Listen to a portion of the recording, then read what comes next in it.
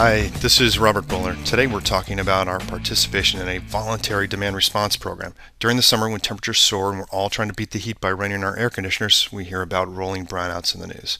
And brownouts come from demand for electricity exceeding supply. It works like this. Across the bottom, we're looking at a timeline from midnight through the day to midnight again.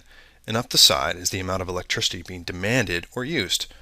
First, we see the residential use. Demand increases when we wake up, then it really ramps up at 6 p.m. when people get home from work, crank up the AC, turn on the TV, and throw a load of laundry in. Then after the primetime shows are over, it ramps back down again. The pattern's pretty similar for business, and when we add the two together, we get the peak demand. Now, the utility company plans for a little more capacity than demand for an average summer day. The challenge comes when it's a scorcher outside and everyone's blasting the AC. The utility is afraid they're going to run out of power, so there's three things they can do. First, the power is supplied by a variety of sources and put into the grid, where it comes to us at home or at work.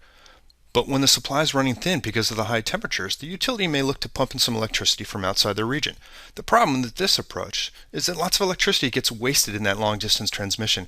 The other option is to fire up old power plants or pay companies to generate their own power. But those plants use outmoded technology that really messes up the environment.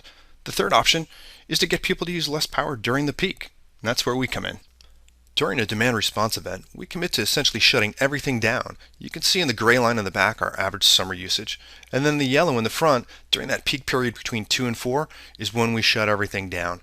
It's amazing that during that period, the wine doesn't warm up because it's got all that thermal mass in the tanks and the barrels. We save over 3,200 kilowatts, equal to shutting 650 homes down. We do it through a number of different ways, but basically shutting down equipment like air conditioning and refrigeration, closing the doors tight, and of course, turning off the lights. We hope you like this installment of our sustainability program. If you have any questions or comments, please leave them on the blog so we can continue the conversation. Thanks.